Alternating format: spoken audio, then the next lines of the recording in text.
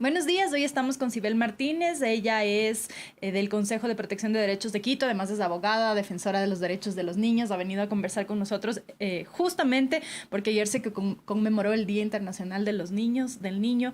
Así que bienvenida, Sibel, un gusto tenerte aquí. Para mí es el gusto, te agradezco mucho, Sol, por la invitación. Sibel, ¿cuáles son estos desafíos a los que se enfrenta la niñez en un contexto de pandemia, que no han podido ir a las escuelas en más de un año y medio? En la semana anterior tuvimos a el representante de UNICEF en Ecuador hablando sobre la necesidad ya imperiosa de que regresen a clases, se integren por su salud mental, etcétera. En este contexto, ¿cuál es el mayor desafío que hoy enfrenta la niñez? A ver, yo te diría que hay un desafío enorme que no solamente pasa por el tema de la educación. Yo creo que los niños, al estar confinados durante un año y medio, hemos pensado o confundido su resistencia, ¿no?, con resiliencia. Un poco es así. Y sobre esa base, efectivamente, no hemos o no nos hemos puesto a pensar que tienen que relacionarse. Y sin duda es así. Pero te digo, como consejo, nosotros cuestionamos cuando en principio se puso en la mesa del debate el hecho de que tenían que retornar a clases. ¿Pero por qué? Porque primero debían ser vacunados los docentes, pues, algo que ya está sucediendo, ha sucedido en su gran mayoría. Pero por otro lado, no es solamente el hecho de volver y ya, porque hay una infraestructura sanitaria que tiene que ser adecuada, ¿cierto? Hay escuelas fiscales que no tienen agua, que no tienen sanitarios. Y también si el UNICEF ha comentado en un estudio que efectivamente 3.140.000 niños le hacen frente hoy por hoy. Era el otro año, por lo que quiere decir, y nada ha cambiado al respecto. Entonces, hoy por hoy le hacen frente a la pobreza multidimensional. Es decir, que esas familias no pueden darles mascarillas ni alcohol gel. ¿Quién va a solventar estos problemas? Creo que todavía falta responder algunas cosas, ¿no? No es que no estamos a favor de que los niños regresen a la escuela, tienen que hacerlo, pero también tenemos que disminuir riesgos y ponderar derechos entre el derecho a la salud y su derecho a la educación. Y hay esta disyuntiva que justamente decía Joaquín González de UNICEF, si esperamos a que todo esté perfecto, tampoco, o sea, vamos a esperar demasiado también. Entonces hay como justo lo que tú dices, ¿no? Ponderar los derechos. Muchos niños ya hemos visto en las calles con sus madres, comerciantes que evidentemente no pueden dejar de trabajar, porque si no simplemente no comen, y sin este espacio de cuidado que además garantizaba por lo menos una comida al día, y esta situación de pobreza que se ha exacerbado, sobre todo en el caso de las mujeres, dicho por varios análisis. En ese contexto, mientras se pondera estos derechos y mientras el nuevo gobierno decide cuáles van a ser las medidas de educación hacia los niños, ¿qué más se puede hacer por la niñez? Bueno, exactamente eso, dejar de ponerles al final de la línea, porque creo que eso es lo que sucede. Deberíamos todos estar exigiendo que todo sea perfecto para los niños. Resulta que los niños están confinados a merced de sus agresores, muchos de ellos, que no hemos podido resolver problemas tan, digamos, graves o epidemiológicamente significativos como el embarazo adolescente, como el suicidio, como el uso de drogas y alcohol.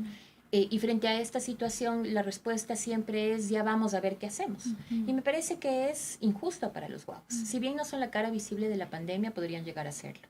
Y eso no solamente lo ha comentado UNICEF, sino también, por ejemplo, es corroborado por el Banco Mundial, cuando además manda una alarma y dice que podría ser... los niños enfrentarán morbilidad, mortalidad y pobreza infantil en la región. Y será la peor de 60 años, durante 60 años. Tenemos un retroceso de 20 años en muchos temas. Frente a esa situación, ¿cuál es la respuesta? Yo digo, se habla, mira, como feminista, impulsamos muchas cosas, ¿no es cierto? Peleamos porque nosotros también tengamos un presupuesto, porque hagamos las cosas que tenemos que hacer. Los guaguas no tienen esa posibilidad. Es decir, no tienen la posibilidad de hacer un lobby, de no denunciar, de protestar, y siempre están al final de la fila. Entonces, ¿por qué no hablar de un plan, por ejemplo, emergente de 100 días, en donde se resuelva temas tan importantes como la vacunación de los niños? Donde se resuelva el tema de la educación, donde hablemos de violencia, como también lo ha dicho UNICEF, que es importante e imperioso. Pero también hay otros temas a resolver que son de igual gravedad y magnitud, en donde la inversión social no se ve. Y yo digo, siempre hace falta ese conocimiento técnico para estos trabajos, pero también una voluntad política. Creo que eso es lo que falta. Justamente en una de las intervenciones que hizo esta semana la nueva ministra de Salud, hablaba sobre la necesidad de avanzar en el proceso de vacunación, no solamente por la vacunación, sino por la necesidad de ciertas atenciones, y las muertes maternas era una de las cosas que ella citó como una de las mayores alarmas en dificultad de atenciones en este momento por la saturación de respuesta a la pandemia. Tengo aquí el dato de una columna que publicamos el año anterior. En Ecuador, las dificultades de los servicios materno-infantiles harían que la mortalidad infantil aumente a un 50% y se dupliquen las muertes maternas. Esto agregado a lo que ya ha dicho la ministra. Bajo esta perspectiva, ¿cuáles deberían ser las medidas urgentes que tome este gobierno? Tú decías 100 días para dar respuesta a ciertas cosas que son urgentes, pero ¿se está atendiendo a eso? ¿Hay esperanza de que se atienda esto con este cambio de gobierno? A ver, mira, yo tuve la oportunidad de conversar con la ministra. Me parece una persona, además, que conoce mucho del tema de salud, pero por otro lado que tiene la voluntad. Yo creo que todos cuando iniciamos un nuevo cargo vamos a tener la voluntad. Otra cosa es si el día a día nos permite hacer lo que, exacto, lo que debemos hacer, bueno, y un montón de temas. Yo apostaría y creería que sí, que debe haber la voluntad para trabajar en temas urgentes. Cuando yo hablo de 100 días es porque hay temas que deben manejarse de manera rápida, con eficiencia y eficacia, como la desnutrición infantil, ¿no es cierto? Pero hay otros temas que deben tener objetivos a corto, mediano y largo plazo. Y además con esta mirada de interseccionalidad, con esta mirada de género, pero también de interés superior del niño en todas las decisiones que se tomen, por un lado, y por el otro, efectivamente de manera articulada, una visión integral, que es algo que se da. Si eso se va a hacer, entonces debería estar escrito en el Plan Nacional de Desarrollo. Creo que es importante, ya se terminó, ¿no es cierto?, el plan del 2021, ahora hay que crear otro plan en donde los niños tienen que ser los protagonistas, y no como parte del grupo de atención prioritaria, porque a rato se les invisibiliza cuando hablamos de grupos de atención prioritaria, sino con objetivos claros, y como te digo, a mediano y largo plazo, y medibles. Yo creo que en el país tenemos algunas falencias, entre ellas no tenemos datos oficiales para hacer políticas públicas. Entonces, qué difícil es encontrar datos respecto a la violencia en contra de la niñez, por ponerte un ejemplo. Que deberían ser levantados por el INIC, en principio. Que deberían ser levantados además por el ente rector de la política pública de niñez y adolescencia, que no existe, porque el Código de la Niñez, ¿no es cierto?, eliminó el Consejo de la Niñez.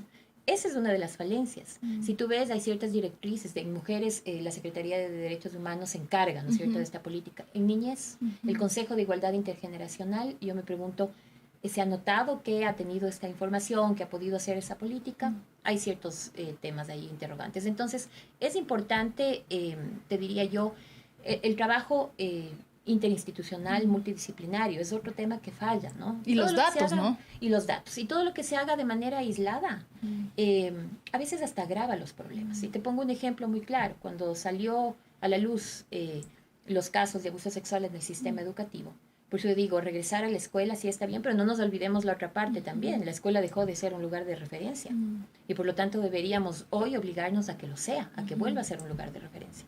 Cuando salieron a la luz de estos casos, efectivamente, destapamos este tema, no supimos manejar bien las cosas, yo digo, una olla de grillos. ¿Y qué es lo que ha pasado? Lo que ha pasado es que hoy por hoy, los pederastas que no se amarran las manos van a buscar otros lugares de desestructura para hacer lo que saben hacer. Entonces estarán en casas de acogida o quizá en hospitales, en donde tampoco estamos actuando, digamos, en materia de protección. ¿Y qué falta ahí? Un trabajo mancomunado, un trabajo interinstitucional, integral, sistémico, que se fortalezca el sistema de protección de derechos de los niños para que comporte si tú quieres, un verdadero obstáculo para los agresores. Eso de momento no ha pasado. Eso de momento no ha pasado. Hay muchas cosas que no han pasado. Yo creo que en materia de niñez y adolescencia hemos retrocedido. Y una forma de saberlo es que en algún momento decíamos los niños deben estar en en el primer lugar, por ejemplo, cuando hay un abuso sexual y tienen que denunciar, y detrás de ellos quizá a la persona que le robaron el celular. Pues ahora resulta que los niños están a la cola. Es decir, esperando a que denuncie primero el señor que se le robó el celular para luego ser atendidos en un tema de abuso sexual, por ponerte un ejemplo. Ahí vemos las prioridades. Entonces yo sí creo que es importante para ahora con el actual gobierno que ponga acento en la niñez. Estamos hablando de que este confinamiento les ha pasado factura, una factura muy grande, los hemos olvidado. Y para darnos cuenta de eso, ¿qué autoridad se ha dirigido a los niños durante la pandemia? Y les ha preguntado cómo están, cómo se sienten, qué esperan, qué aspiran, ¿no?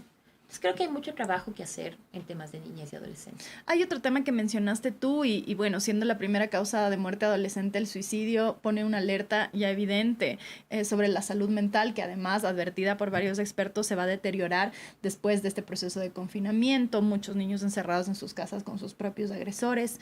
¿Qué se puede hacer? ¿Cómo se puede trabajar desde las instituciones para, sobre la salud mental de los niños? A ver, primero yo creo que como la sociedad en general tenemos que tener una política sobre salud mental. No solamente son los niños, también son sus padres. Y si sus padres no están bien, los niños resuenan con sus emociones. Entonces es obvio que hay que trabajar en políticas de salud mental. Y en temas de niñez y adolescencia con más énfasis. ¿Cuándo sale el plan de prevención del suicidio? Que lo trabajaron, lo dijeron en el gobierno anterior y en efecto todo queda en papel. Porque además, y eso también, digamos, yo que leo sus columnas, lo sé también, y coinciden, que sin presupuesto no hacemos nada. Pues, entonces, la política pública puesta en un papel sin presupuesto es un bonito discurso, pero nada más. Entonces, hay que destinar también el presupuesto suficiente, ¿no?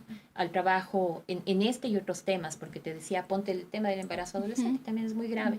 Ahí seguimos patinando en la educación sexual integral. Y que ha venido con recortes, ¿no? Recorte, porque ya se aprobó la ley de violencia contra las mujeres, que además tenía que viabilizar un presupuesto para las instituciones encargadas, pero eso pasó en 2019, finales de 2018 me parece, y en 2019 se hicieron estos recortes y luego ya vino la pandemia y son cosas que van quedando rezagadas, porque finalmente parece o da la sensación que muchas veces termina el discurso alrededor de la economía, dejando por fuera estos temas que además también tienen que ver con reactivación económica finalmente. Exactamente, y por el otro lado, no podemos olvidar que con esta pandemia que estamos viviendo y evidenciando, por supuesto que todos tenemos que aunar esfuerzo para que la misma no sea un costo inafrontable para los grupos de atención prioritaria, que lo está haciendo.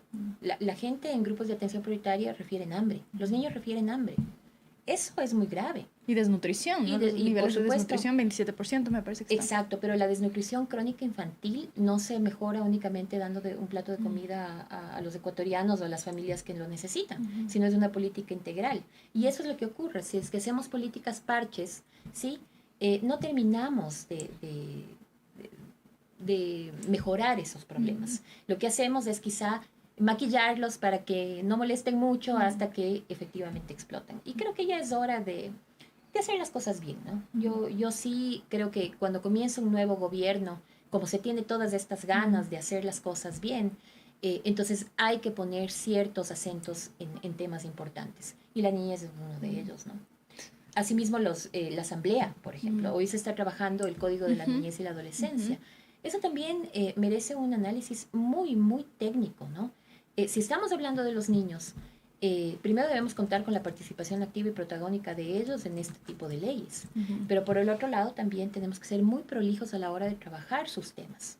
Y entonces demanda de hoy, de esta comisión que está trabajando y que va a analizar el Código de la Niñez y la Adolescencia, que tengan todos los elementos y herramientas necesarias para hacerlo bien, ¿no? Es la ley de los niños, de protección integral de los niños. Se espera que sea perfecta.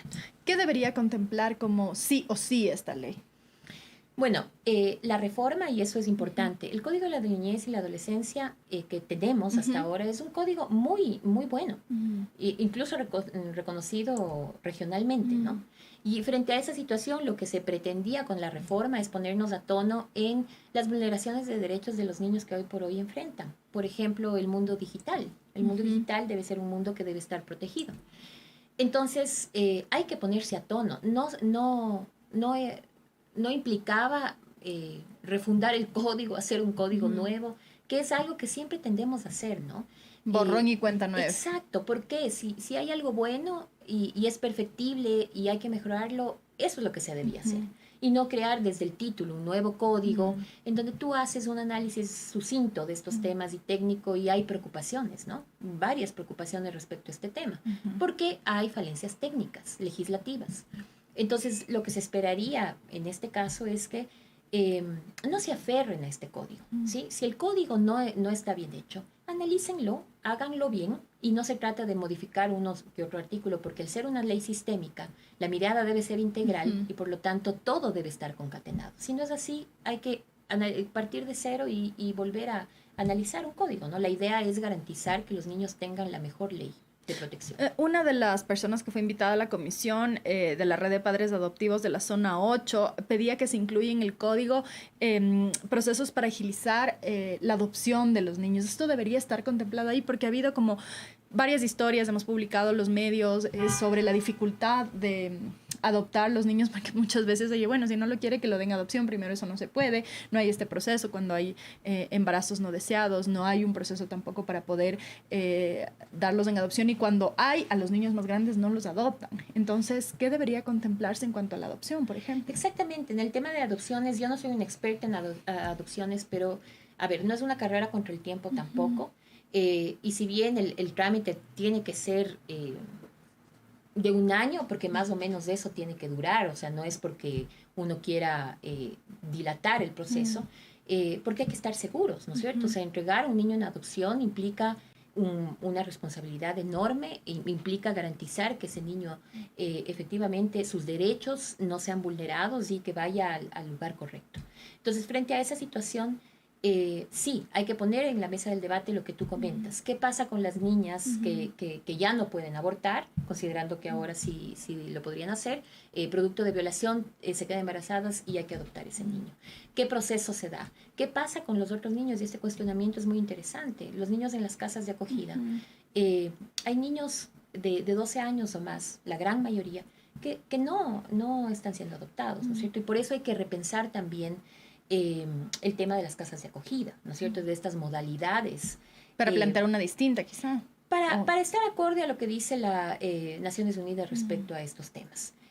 No hay una sola modalidad, hay varias, hay un gran abanico en estos temas, y entonces lo que debería hacer el país es ponerse a tono a lo que dice Naciones Unidas y no limitar a 5 modalidades, a 3 o 4 modalidades, sino que dependiendo del niño, ¿no? Se ajuste esa modalidad. Entonces sí, son cambios, como tú comentas, son cambios importantes, pero no es todo el código. El código no es un mal código, es un código que debe ponerse a tono, por ejemplo, como te decía, la violencia sexual digital o la violencia en general. Incluso si tú ves en el código se habla de maltrato y no de violencia. Y hoy por hoy la violencia, digamos, el término violencia es mucho más abarcativo, dejando el maltrato más bien a esa violencia o ese flagelo que se ejerce en contra de los niños por parte de cuidadores, de padres o algo así.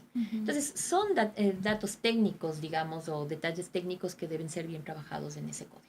Otra de las discusiones que leía en estos días en redes sociales era a propósito del proyecto de ley de comunicación y el integrar a los niños, a la niñez dentro de este proyecto para evitar que estén expuestos a contenidos violentos. Leía comentarios de gente que decía, prendes la televisión al mediodía y ves anuncios de telenovelas de narcotráfico, etcétera, etcétera. Y entiendo que me parece que en el nuevo proyecto no está contemplado esta protección a los niños que sí estaba en el antiguo. ¿Sería necesario que esto se contemple también en este nuevo proyecto? Por supuesto, es necesario eso y es un trabajo articulado. Y otra vez, ¿no? En el Código de la Niñez, si tú te fijas en estas reformas, no hacen cambios a leyes muy importantes. Cuando tú hablas de esto, yo me pregunto qué hace el Consejo de Comunicación, el que debe, ¿no es cierto?, regular estos temas, que cuando yo he podido conversar, digamos, en algún momento por el informe La Verdad, comentaban que ni siquiera se habían reunido en el Pleno para tomar ciertas decisiones. Cuando algún, digamos, canal quiso hacer un programa tomando en consideración a los niños, ¿no es cierto?, para que sean influencers o algo así, no hubo una acción participativa de ellos porque les falta, digamos, capacidad técnica.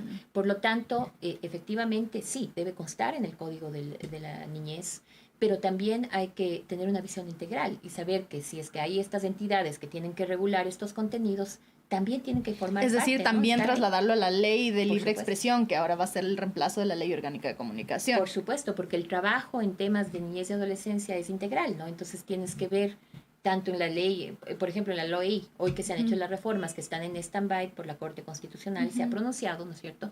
En ese caso se habla con mucha solvencia del acoso escolar, del ciberacoso, de la necesidad imperiosa de establecer sistemas de protección o mecanismos de protección, atención y reparación de la violencia en los colegios.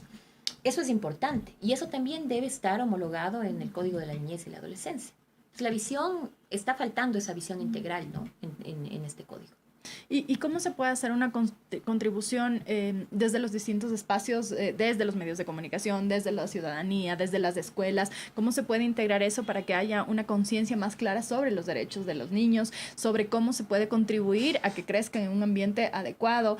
Pienso, por ejemplo, en los castigos físicos que todavía hay a los niños, en las niñas que son tratadas muchas veces dentro de sus hogares con diferenciación de los niños varones, porque son ellas las que se dedican más a las tareas domésticas.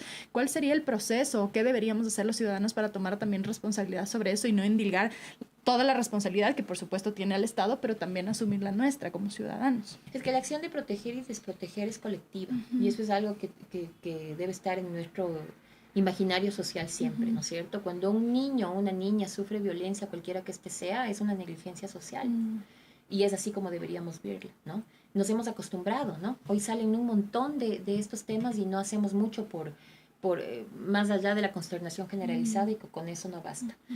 Cada uno tenemos efectivamente algo que hacer frente a este tema. La ley lo debe contemplar, ¿sí? Pero también hay una delgada línea en asuntos de corresponsabilidad. Ojo con que, y eso está pasando ahora en el código, vemos que las obligaciones que tiene el Estado un poco se difuminan con las obligaciones que tiene la familia. Hay obligaciones de la familia, por supuesto, pero hay también, como tú comentas, darles elementos y mecanismos y herramientas para una crianza positiva. Seguimos confundiendo, como tú bien comentas, maltrato con disciplina. Disciplinar es enseñar a obrar bien, no maltratar. Y ese consta en nuestro imaginario, ¿no? Todo el tiempo. Y cambiar la cultura social en materia de violencia es muy difícil. Y tal vez no veamos ahora resultados, pero si no comenzamos ahora no los vamos a ver nunca. Porque está todavía súper normalizado, ¿no? Aquí tengo el dato de que según el Observatorio de la Niñez y Adolescencia del Ecuador, al menos 870,000 menores ecuatorianos en edad escolar crecen bajo amenazas y castigos físicos en sus hogares. 4 de cada 10 niños sufren maltrato extremo. Se les baña en agua fría, se les encierra, no se les da de comer y se les golpea, por ejemplo. Eso es maltrato extremo. Y viven en eso. Imagínate, nosotros hicimos un conteo extraoficial de cuántos niños habían muerto en la pandemia, niños, niñas y adolescentes. Y llevamos como 38 casos durante la pandemia. A nivel nacional. A nivel nacional. No es una cifra oficial, ya nos gustaría que lo sea, pero son datos desgarradores. Eso quiere decir que los niños están a merced de sus agresores, que no tienen ninguna oportunidad. ¿Sí? ¿Cómo pide ayuda una niña, Paula, el primer femicidio en el país, 4 años? ¿Cómo pide ayuda? Entonces, frente a esa situación, también creo que parte de todas estas reformas, y para hacerlo bien hay que poner en la mesa del debate temas tan álgidos que tal vez nos duelan, de si la familia o la sociedad son lugares de referencia para los niños. ¿Cómo puede ser un lugar de referencia una familia en donde hay incesto? O una sociedad en que ve con normalidad que los niños sean maltratados o mueran en manos de sus cuidadores. Entonces son temas que obligan al país a repensarse, ¿no? Como sociedad que estamos o cómo estamos manejando nuestros afectos, emociones, el cuidado. El cuidado interpela mucho, ¿no? En la sociedad. No tanto ni siquiera la protección, y te diría el cuidado. El cuidado interpela. ¿Qué estamos haciendo nosotros como adultos a efectos de proteger a los niños? Y de darles afecto, de tratarlos con dignidad. Y entonces hay que trabajar en herramientas, como tú bien dices, ¿no? O sea, la sensibilización, medidas de protección. Bueno, es todo un bagaje de elementos y herramientas que tenemos que tener para que los niños, niñas y adolescentes, digamos, tengan una vida digna, ¿no?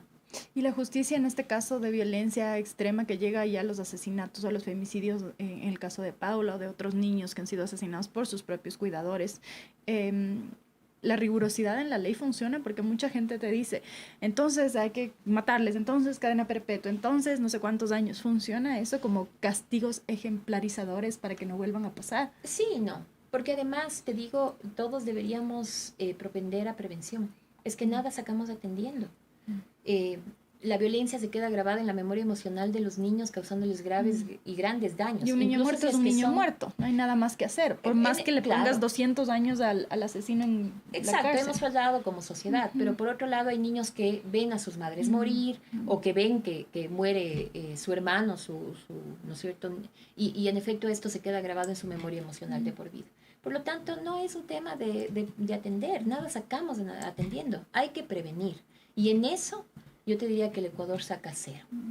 Porque tal vez, y fallamos en la atención, ¿no? Es una justicia altamente revictimizante, los padres y los niños piensan dos veces antes de ir con este periplo tan revictimizante que muchas veces no tiene resultado. Pero por otro lado, ¿para qué atendemos casos si todos deberíamos tratar de prevenir? Hay otro tema que tú mencionaste y que a rato se queda por fuera del análisis del famoso grooming, ¿no? El engaño pederasta para contactar a los niños a través de redes sociales, los engaños, además de incentivados por... pensaba en un programa específico de un medio de comunicación de alcance nacional que incentivaba que sean pequeños influencers, que mencionaste tú también, desconociendo totalmente primero las reglas de estas redes sociales que no permiten que niños pequeños, me parece que en la mayoría de los casos son o 16 o 14 años sin poder, que no pueden tener redes sociales, y también incentivando un consumo súper irresponsable de una red social para niños pequeños. O sea, cualquiera se cambia una foto, se hace pasar, como ya hemos visto que ocurre, por otro adolescente, le contacta, se hacen amigos y de ahí ha pasado desde secuestros a otros horrores, crímenes horrorosos. ¿Cómo se puede trabajar con los niños y las familias en esto en específico? A ver, la violencia sexual digital está invisibilizada en el país, no tenemos ni siquiera datos y eso es algo también muy importante. El entorno digital, recién con la observación número 25 del código del...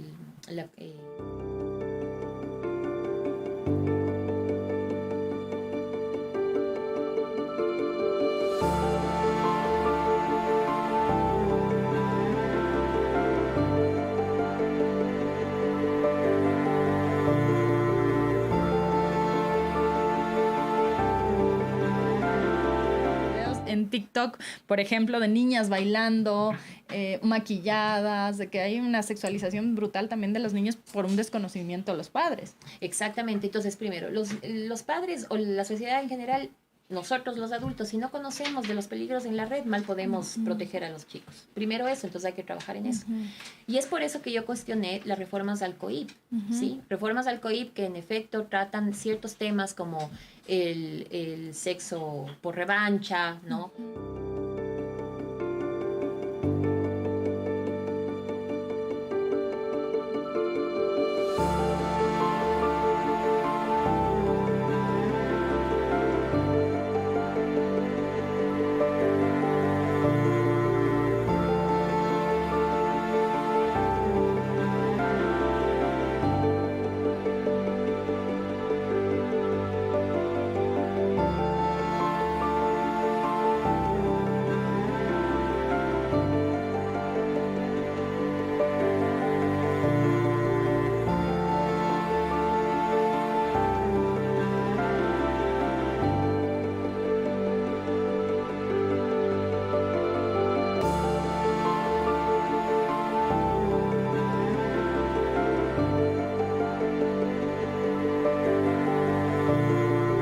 El hecho de que sean los propios niños los que comparten packs o demás, ¿qué demuestra? Que desde la propia educación de los padres se traslada a los hijos de este desconocimiento y, como tú bien dices, tampoco es que se puede meter a la cárcel niños de 13 años porque han compartido packs, pero tendría que haber un proceso también de reeducación o de reorientación sobre cómo manejar este tipo de relaciones que muchas veces son además las fotos de sus noviecitas, de sus amiguitas que entre ellos mismos se mandan y se desvirtúa de tal manera que terminan en la red o en la deep web o vendiéndose en páginas de pornografía, como hemos visto reportajes. Veía un reportaje de la BBC hecho me parece hace 1 o 2 años de una señora que había encontrado fotos de su bebé gateando en la deep web y vendían fotos de bebés que son sacadas de las redes sociales, Instagram y demás, las sacan y las venden y solo les retocan, ¿no? Entonces les ponen pestañas, les ponen labios. O sea, me pareció una cosa terrorífica y cuánta gente, al menos yo en mis redes he visto colegas, amigos que comparten así sin mucho cuidado fotos de los hijos. Y se llama sharing, ¿no es cierto? Y es ponerles, ¿no es cierto?, una foto que para nosotros parece linda, que se ve linda mi hijo o mi hija, pero lo estamos exponiendo. Entonces, ¿qué tanto también trabajamos aquí sobre ciberseguridad? Que es otro tema que debemos poner en la mesa del debate, porque somos inmaduros en esos temas como padres. Somos los primeros, estos aparatos no son sustitutos de nuestros, ¿no? O sea, vamos a la peluquería, entre comillas, antes le entregas la tablet al guagua para que no moleste y mientras nos peina. Y así, ¿no? Estás aburrido, toma la tablet. Cuando hay estudios que demuestran que los niños tienen que tener muy poca exposición a tabletas, y más aún si están en juegos, ¿no es cierto? No tanto estudiando, porque ahora vemos esta situación que no es la mejor tampoco, pero digamos, estamos en una situación atípica. Pero somos los primeros en incentivar estos temas. Entonces hay muchísimo trabajo que hacer en el entorno digital, en nuestro conocimiento. Pero yo dejo una reflexión así muy clara, siempre la digo, y así como tú no entregas las llaves del auto a tu hijo porque no sabe manejar, no podrías entregarle un medio telemático para que vea lo que pasa. Los niños hoy por hoy están muriendo solos en el cuarto. Eso es un poco la conclusión. ¿Qué quiero decir con esto? Que están haciendo relaciones, ¿no es cierto?, que nosotros desconocemos, metidos en su cuarto a través de una tablet, de un dispositivo, cualquiera que esto sea, y están aprendiendo ahí cómo se vive, su sexualidad, las relaciones interpersonales. Y de verdad no queremos saber con cuánta gente que no quisiéramos que jamás se conecten, se están conectando ahora. Casos incluso de acercamiento temprano a la pornografía, ¿no? Y sin esta capacidad de procesar lo que un niño de 6, 7 años que vea pornografía, además con imágenes muy fuertes y que se comparten entre ellos mismos. Es decir, la curiosidad despertada a edades más tempranas y sin un control parental, además puede convertirse en algo sumamente peligroso, no solamente a nivel de secuestros o de que quien le pueda contactar, etcétera, sino también por su salud emocional, ¿no? Sí, sabes que ahora lo que hemos visto es que en su afán de relacionarse, abren la computadora para conectarse, yo que sea Teams o cualquier plataforma para estudiar, y a la vez abren otras apps como House Party, por ejemplo. Y ahí entran cualquier cantidad de chicos, entre comillas, de la edad de ellos, y están en constante riesgo. Entonces, por un lado eso, pero el otro también, como tú dices, ¿quién habla de sexualidad con los niños? Y ahí es la pregunta. Si tú no hablas de sexualidad con tus hijos, ¿cómo van a obtener esa información? Seguramente se meterán ahora, ¿no es cierto?, a la red y encontrarán información o hablarán entre sus amigos de lo que ven en la red. Entonces hay mucho por trabajar en realidad con todos estos temas. Con esto voy cerrando ya, Sibel. ¿Cuál es entonces, con todo lo que hemos hablado? Todo es urgente, todo es importante, pero ¿qué sería como lo primero que debería atender este gobierno de cualquiera de estos puntos que hemos hablado? ¿Qué es lo más urgente? Yo te diría que trabajar en un plan emergente de 100 días, a efectos de poder resolver el tema de la vacunación de los niños, que es muy grave. A efectos de poder dar lineamientos sobre el retorno a su educación, está bien, pero no ponderando el derecho, vuelvo a decir, no los derechos, salud y educación. Y por supuesto, el trabajo de la desnutrición infantil, que no son los únicos ni los últimos. A mí me da un poco de preocupación decir 3 o 4 temas, porque todos son urgentes y todos son integrales. Y si no tienen esa visión integral, nos vamos a quedar cortos a la hora de proteger a los niños. Muchísimas gracias, Sibel. A ti. Esta fue la conversación con Sibel Martínez del Consejo de Protección de Derechos de Quito. Hemos hablado sobre los desafíos que enfrenta la niñez para los próximos años en un contexto de pandemia. Muchísimas gracias por acompañarnos. Nos vemos mañana, 8:30 de la mañana. Que tengan un excelente día. Gracias, Sibel. Gracias.